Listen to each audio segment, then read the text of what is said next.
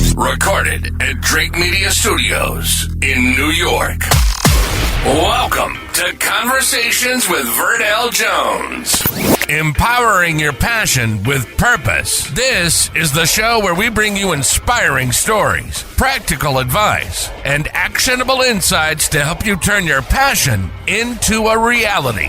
Each episode, we sit down with incredible guests who share their journeys, their challenges, and their triumphs, so you can gain the tools and motivation to take the next step in your own journey. Whether you're looking to spark a new idea, find clarity on your path, or learn from life-changing success stories, you're in the right place. So grab a notebook, settle in, and get ready to be inspired. Let's turn passion into purpose together. Here's your host, Verdell Jones.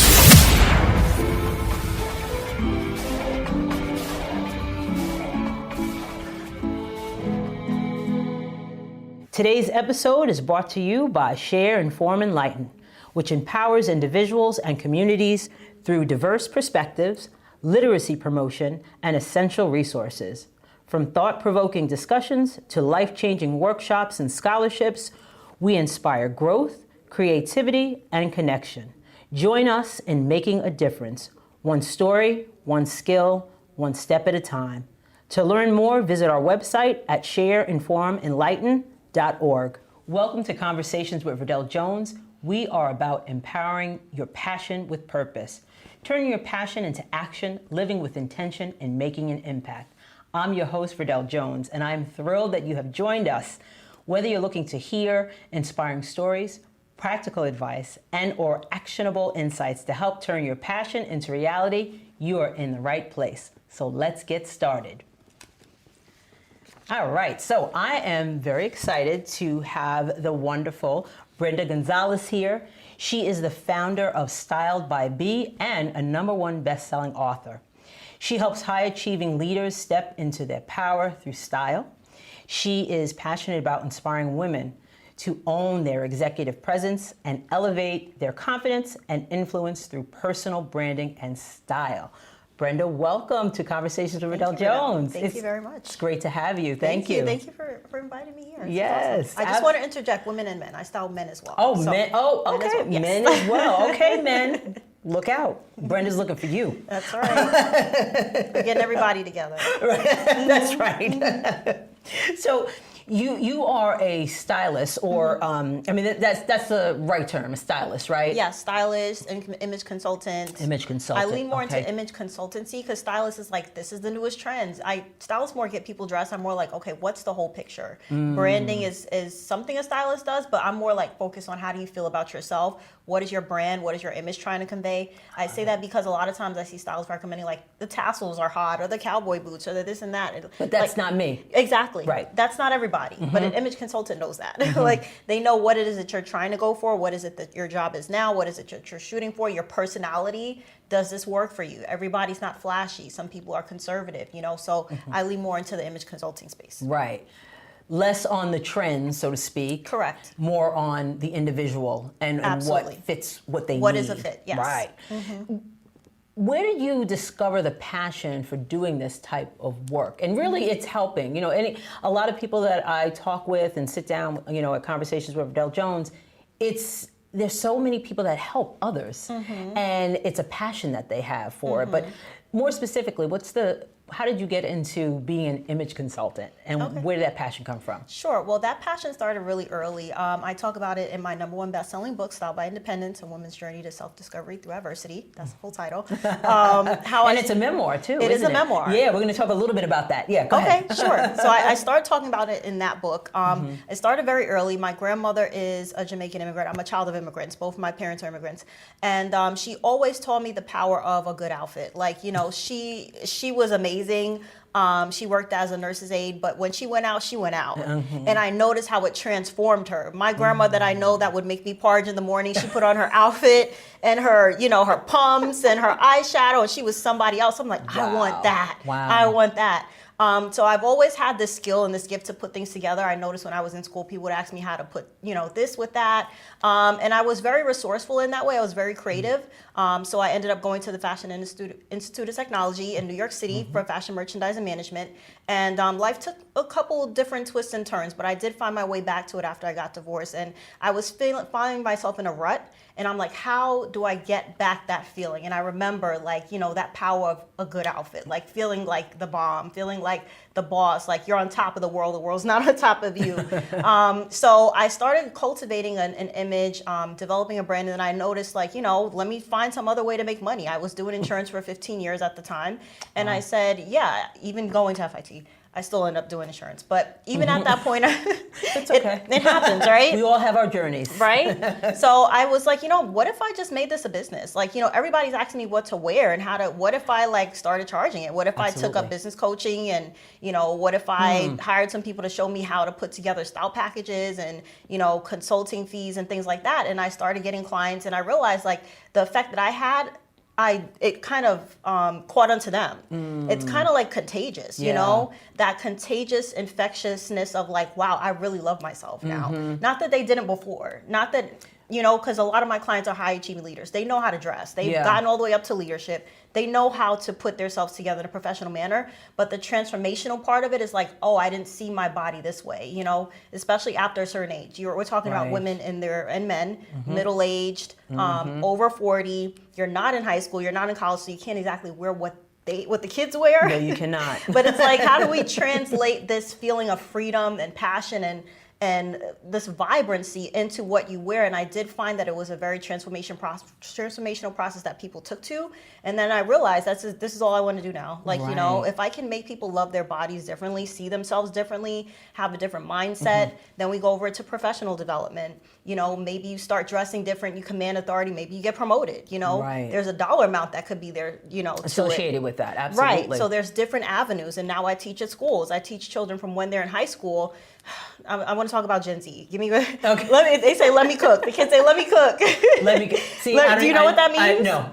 They say, "Let me cook." It's let me explain. I'm gonna get into it. Just let me let it marinate a little bit. Gotcha. Marinate, yeah, right? Come on now. The kids are let me cook. I'm gonna get to it. Right. So the Gen Z children, I call them children because I have a 14-year-old son. Yeah. And I have an 8-year-old. He's actually the Generation Alpha, but the 14-year-old, they're pandemic kids. Yes, so they are. went to school in a time where they're wearing sweatpants, they're wearing Crocs.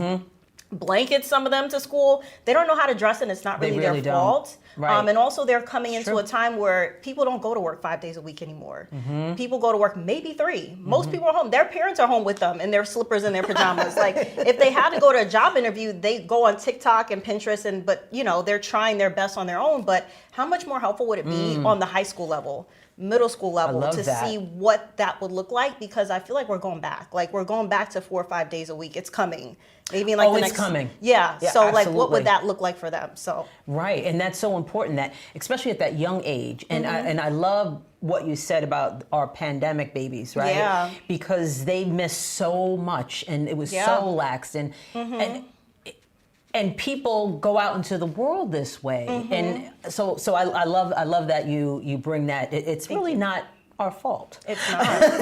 It's not their fault either. So what are a couple of tips that for people watching that you can give them in reference to their style, or maybe even just one thing where they can figure out what their style is? Because I think some people struggle a little bit with that. I don't know what my style is. Yeah. I mean, you look amazing. I kind of know what my style is now, but I'm a middle-aged woman, and just past middle-aged, but and just really coming to grips with that. So how can you help people? Or what is some advice you can give someone who's looking to find out what their style is? Gotcha. So I'll say 2 things.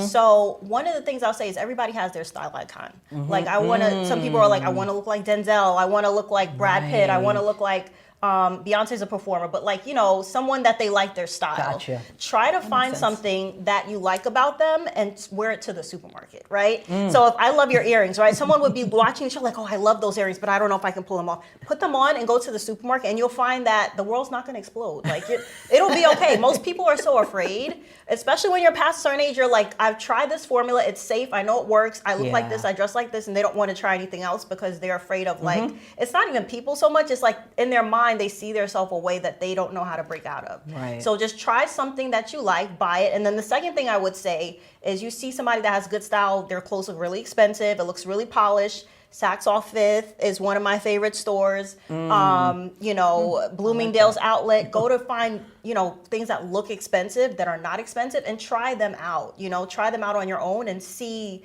that your mentality, your limiting self-beliefs they're not true. Right. You just give yourself a chance. And trying stuff on. Yes. That is so, like, and leaving the house with it. Yeah. Well, I just meant in the dressing room right now. Okay, right. But going to a store and trying on things that you wouldn't normally try on. Give it a chance. Give it a chance. Give it a chance. Give yourself a chance.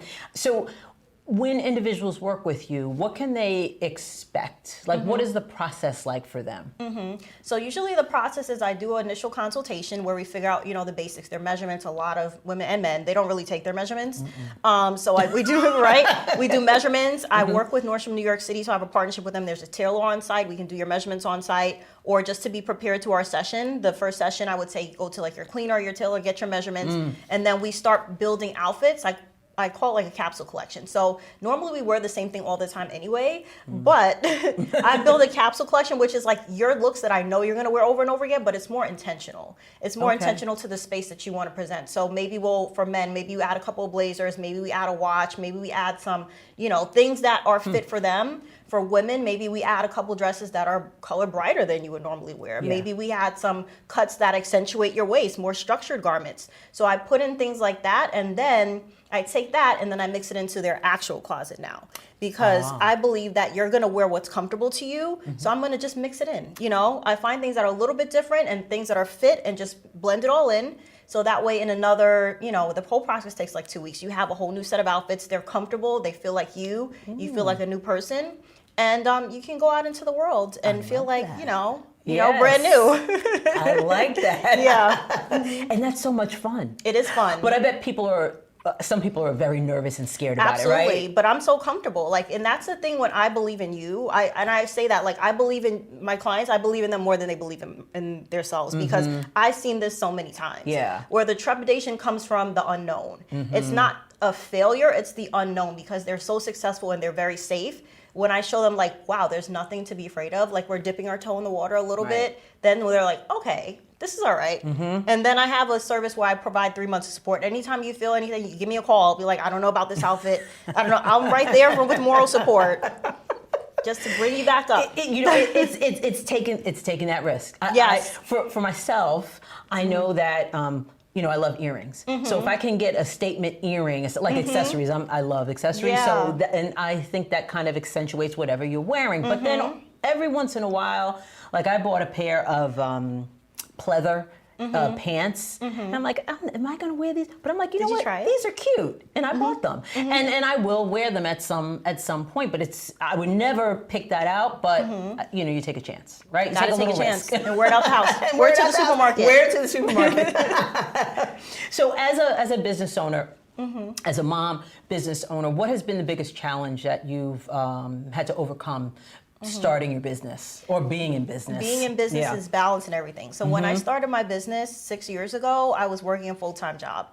And I was a single mother with 2 boys and trying to balance their schedules. And my children have full lives. Like they have my oldest son plays 3 different sports. The little one plays 2. So they have their own friends and their engagements, and then I have my own stuff going on. It's just trying to juggle everything and still working self-care, still working doing stuff for myself, still working watching Netflix when I feel like it, It's just balancing running the business and not being too hard on myself, kind of being gentle when I'm not making as much progress as I feel I should. Give yourself grace. Giving myself some grace. Absolutely. So You have, for our viewers out there, you have 5 steps to remix your closet, and this is a workbook. So how can people take advantage of this workbook to help them elevate their look? Sure. Well, that's available on my website, styleby.net. It is free. It's a free download. So it kind of is a building block of what I say is like an imagination point. It shows you how to break down your closet, how to declutter, how to organize, create a vision board, pull inspiration from other places. It gives you certain steps to help you reimagine. It's a starting point of how to reimagine your closet and how to kind of, move forward. So you also have a book. I do. You mentioned the book. The name of the book one more time. It's called Style by Independence, A Woman's Journey to Self-Discovery Through Adversity. And it's a memoir, so people should know that. So this is based on your life. Yes. Right. And where can people pick up that book? So that's also on my website, styleby.net. And I will say, Brenda's website is really, really well done. Thank you. Social media is very well done. Because there's an art to that. There is. There really is. I'm a visual girl. Absolutely. It has to make sense.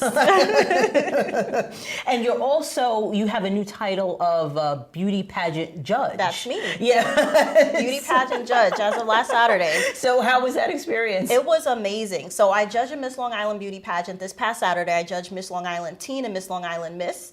And it was an amazing experience, and I was re-inspired. I have to say I was re-inspired. And one of the things I actually posted today because I love keeping up with social media. I love making sure that, people can have information that they can use.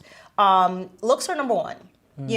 I subscribe to that 100%. Obviously, looks are number one. The substance is after. So it's kind of like a reminder that, you present yourself first, and then what's the message? Make sure you're involved, you're running your business, being good at your job, but also community service.